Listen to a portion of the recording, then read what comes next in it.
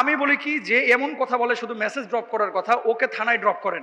একটা রেফারেন্স নাই, একটা আয়াত নাই, কোরআনের কোনো দলিল নাই, পুরোটাই খালি ড্রপ আর ড্রপ, পুরোটাই ড্রপ আর ড্রপ। আমি এই ছেলেটাকে যেই মেসেজ ড্রপ ড্রপ বলেন, আপনিও চিনেন আমরাও চিনি, একে আলেমই মনে করি না। কোথায় থাকে? এর কি বাপ মা নাই? এর কি আত্মীয় স্বজন কেউ নাই?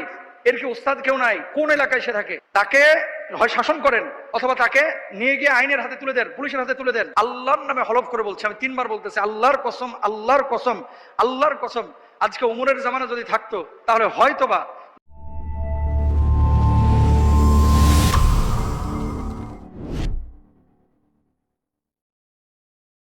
সম্প্রতি একজন হুজুর, তিনি প্রায় প্রেম নিয়ে কথা বলেন, মেসেজ ড্রপ নিয়ে কথা বলেন, তারপরে খেলা নিয়ে কথা বলেন, সিনেমার গল্প করেন।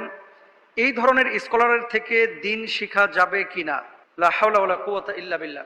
আসলে আমি সাধারণত কারো নাম নিয়ে কোনো কথা কোথাও বলতে চাই না, যদিও তিনি নাম উল্লেখ করেছিলেন। আমি তার নামটা উচ্চারণ করে তাকে আরো ভাইরাল করতে চাই না। আলেমদের কাজটা কি? আলেমদের কাজ হচ্ছে আল উলামা ওয়ারাসাতুল আম্বিয়া, যে আলেমরা হচ্ছে নবীদের ওয়ারিস, তাই না? নবীরা যে কাজ করেছে আলেমরা সেই কাজটা জাতির সামনে, মানুষের সামনে স্বচ্ছভাবে কোরআন এবং সুন্নাহর আলোকে তুলে ধরবে। এটা হচ্ছে বাস্তব কথা।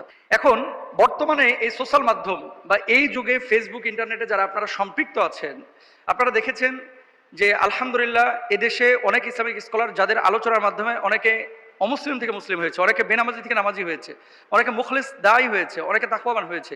আর কিছু কিছু মানুষকে ইদানিং দেখা যাচ্ছে যারা প্রেমের আলাপ ছাড়া কোনো আলাপ নাই, তারপরে মনে করেন গার্লফ্রেন্ড বয়ফ্রেন্ডের কথা, তারপরে মনে করেন সিনেমার গল্প করা, তারপরে ফুটবলের গল্প করা, এই যে এই ধরনের অনেক বিষয়গুলো তারা বিভিন্নভাবে বিভিন্ন উপায়ে দর্শকদের সামনে, মানুষের সামনে, জাতির সামনে পেশ করছে।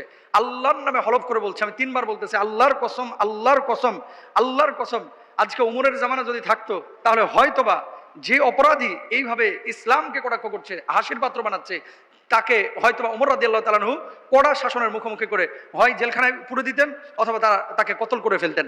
এরকম যারা ইসলামকে তামাশার পাত্র বানায়, যারা এই কথাগুলো বলতেছে, কখনো ব্রাজিলের কথা বলতেছে, আর্জেন্টিনার কথা বলতেছে, মানে কিভাবে, যারা আজকে সকালবেলায় তোমরা খেলা দেখেছো, আবার বলতেছে যে গার্লফ্রেন্ডকে মেসেজ ড্রপ করার কথা। আমি বলি কি যে এমন কথা বলে শুধু মেসেজ ড্রপ করার কথা, ওকে থানায় ড্রপ করেন অথবা ওকে পাবনা পাগলা গারদে ড্রপ করেন। একটা রেফারেন্স নাই, একটা আয়াত নাই, কোরআনের কোনো দলিল নাই, পুরোটাই খালি ড্রপ আর ড্রপ, পুরোটাই ড্রপ আর ড্রপ। ইসলাম কি বলে? জায়েজ আছে এই সমস্ত বিষয়? আরে আপনি সিনেমার একটা কথা বললেন যে অমুক সিনেমা এই ঈদে মুক্তি পেয়েছে, আপনি যখন এই সিনেমার নেগেটিভ 4-5টা বিষয় বলবেন, অনেক শ্রোতা আছে এটা ক্লিক করে দেখতে চাইবে যে আসলে হুজুর এটা বলেছে, একটু খুলে দেখি না কি আছে আসলে, তার মানে আপনি উৎসাহিত করেছেন। আমি বলি রাসূল আকরাম সাল্লাল্লাহু আলাইহি ওয়াসাল্লাম এই সমস্ত আলেমদেরকে, দায়ীদেরকে, যারা এমন কাজ করেছেন তাদেরকে কি বলেছেন একটু দেখেন। এরা দাজ্জালের চাইতে মারাত্মক। জোরে সোরে বলেন নাউজুবিল্লাহ। আল্লাহর হাবিব সাল্লাল্লাহু আলাইহি ওয়াসাল্লাম এদেরকে দাজ্জালের চাইতেও মারাত্মক বলেছেন। দেখেন রাসূল আকরাম সাল্লাল্লাহু আলাইহি ওয়াসাল্লাম বলেছেন, এমন কিছু রয়েছে যেটির ব্যাপারে আমি আমার উম্মতের জন্য দাজ্জালের অপেক্ষাও বেশি ভয় পাই। নবীজি বলছেন যে পরবর্তীতে এমন কিছু মানুষ আসবে যে মানুষগুলো দাজ্জালের চাইতে মারাত্মক হবে। দেখেন ভণ্ডামি আপনি সাধারণ গেটআপে করেন, সেখানে কোনো মানুষ বিভ্রান্ত হবে না, যে ও জানে যে ওটা ভণ্ড। আর যখন আপনি ধর্মীয় লেবাস পরে আবেদ আলীর মতো, যখন আপনি টুপি পরে, পাঞ্জাবি পরে, দাড়ি রেখে আপনি যখন এই ধরনের কোনো কাজ, কোনো কর্মকাণ্ড করবেন, তখন মানুষ মনে করবে এটাই ইসলাম, অথচ এটা সম্পূর্ণরূপে হারাম। আল্লাহ রাসূল সাল্লাল্লাহু আলাইহি ওয়াসাল্লাম কি বলছেন?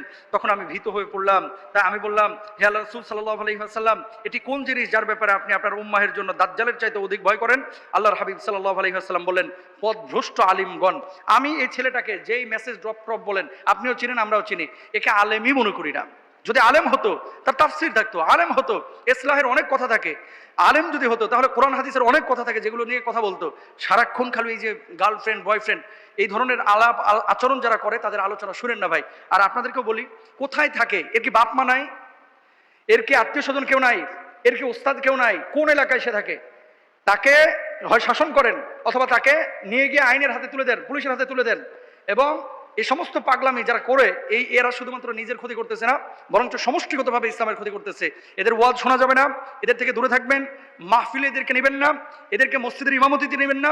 এরা ফাসেক। এই সমস্ত মানুষগুলো হচ্ছে ইসলামের সাথে বেঈমানি করে, গাদ্দারি করে। আল্লাহ তাআলা আমাদের সবাইকে হেফাজতে রাখুন।